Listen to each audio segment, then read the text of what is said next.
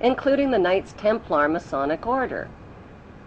At the heart of London city-state is a 187-ton, 69-foot-tall Egyptian obelisk called Cleopatra's Needle.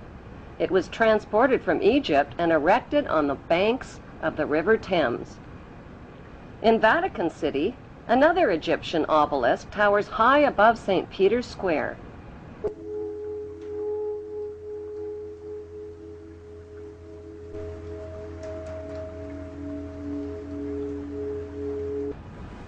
What exactly is an obelisk? Obelisks are phallic-shaped monuments honoring the pagan sun god of ancient Egypt called Amun-Ra. The spirit of this pagan god is said to reside within the obelisk. Obelisks symbolize the phallus and fertility. At the base of the obelisk is a sunwheel circle symbolizing the vagina. Together, they depict male and female sexual union. Worshippers of Amun believe Amun is the supreme god and creator of all things, and can transform himself into other gods, like Osiris, the god of the underworld, or Seth, the god of evil and chaos. Since vowels were interchangeable in the biblical Hebrew language, Amun can be spelled A-M-E-N, A-M-O-N, O-M-O-N, or A-M-U-N. Today, Amun is one of the most popularly used words in the entire world. It is used in all languages by Christians, Muslims, Hindus, and Jews at the end of prayer. Without realizing it, people all over the world are praising Amun. The Old Testament of the Bible is the holy book of both Christians and Jews. Amun is repeated over and over again throughout the Bible and is hidden within the word testament. The word Amun literally means the hidden one. Many are fooled into believing that Amun means so be it or truly, but in Kings 1 verse 36 of the Old Testament, Amun is identified as the Lord God of my Lord. Why in the world would the Vatican, a fortress of Puritan Christian values, erect a monument symbolizing the pagan god Amun and sexual intercourse right in its own front yard?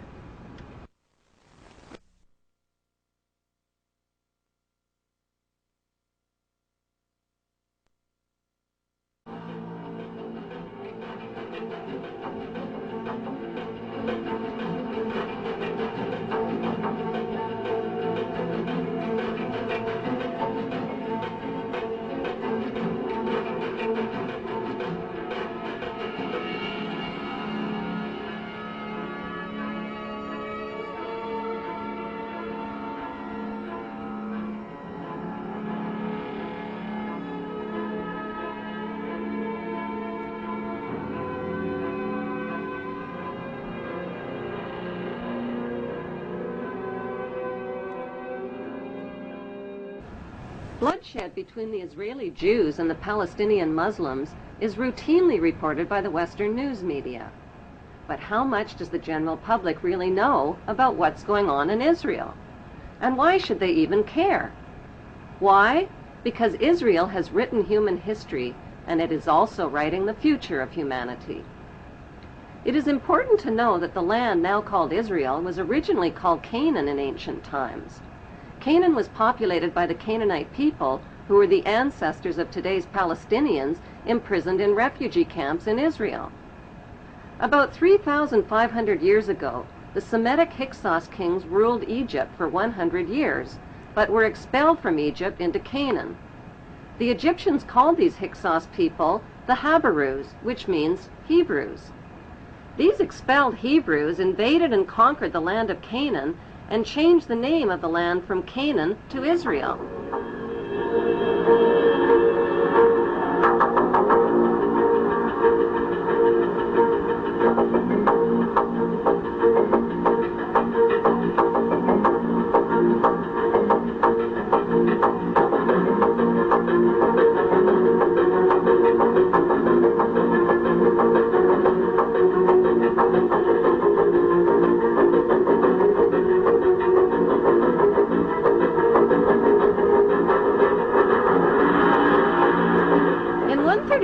AD, the name was once again changed to Palestine after the Romans conquered the land.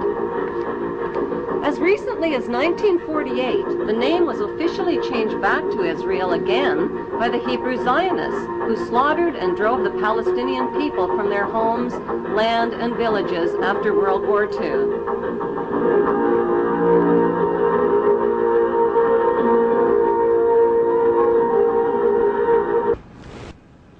The best way to understand what's really going on in the world today is to journey back in time and dig up the ancient secrets of the past.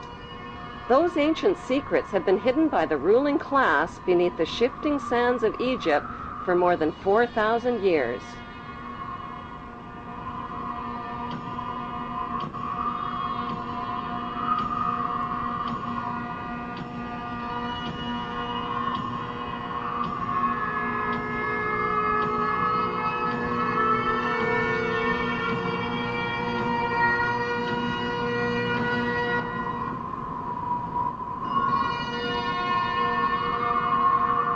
Historian travel guides like Josephus, Herodotus, and Manetho, as well as writers like David Rohl, Ralph Ellis, and Niels Peter Lemke, provide flashlights into the past. The earliest remains of human life on Earth were discovered in Africa. The ancient Egyptians kept detailed records of their culture and history in tombs, in temples, and on pottery, using pictures and writings called hieroglyphics. Archaeology experts have found absolutely no evidence whatsoever that Hebrew Jews lived as slaves in Egypt or of their exodus from Egypt.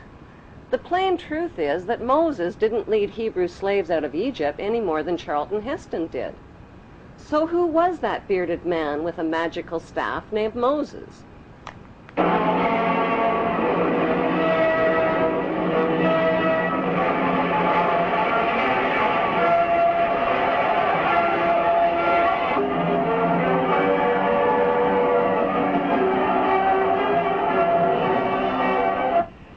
There is not one shred of archaeological evidence for the existence of Moses or of any of the Bible's main cast of Hebrew characters, from Abraham to Jacob to Joseph to King David to King Solomon. There is, however, plenty of evidence for the existence of Egyptian pharaohs who these biblical characters are based on. The Bible's Old Testament has carefully covered up the connection between the Egyptian pharaohs and the Hebrew patriarchs by mixing up historical facts with myths and legends. The job of archaeology experts and historians is to separate fact from fiction. Modern archaeologists have confirmed that the Hebrews were not a race of people as once thought. They were a Semitic and Asiatic class of foreign workers who migrated into Egypt from neighboring lands in search of work as craftsmen and builders. As their population multiplied over hundreds of years, they contributed to Egyptian technology, worshipped Egyptian gods, intermarried with Egyptian nobility, and gradually rose to positions of power and wealth in Egypt.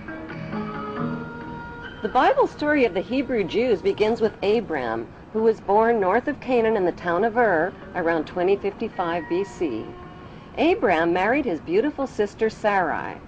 At God's command, the incestuous couple changed their names to the Egyptian names of Abraham and Sarah and migrated to Egypt. Once in Egypt, Abraham turned his sister wife Sarah over to the Pharaoh as his harem sex slave and was rewarded with gold and silver. Abraham received covenants or promises from God. God promised to make his name great and to make a great nation for him. God also made a circumcision covenant with Abraham, commanding him to mark the flesh of his people and slaves by cutting off the protective foreskin of their penises. Circumcision was a painful barbaric custom that was introduced into Egypt near this same time and has survived to this day. It is the unnecessary mutilation of the genitals of little boys and implies that God made a mistake in design. This mutilation custom has more to do with a mark of Hebrew ownership than with hygiene. In the continuing Bible story, Abraham married an Egyptian woman named Hagar because his sister wife Sarah couldn't conceive. But at age 90, Sarah finally gave birth to a son named Isaac. Following God's order to sacrifice his son, Abraham hog-tied Isaac and picked up a knife to kill him.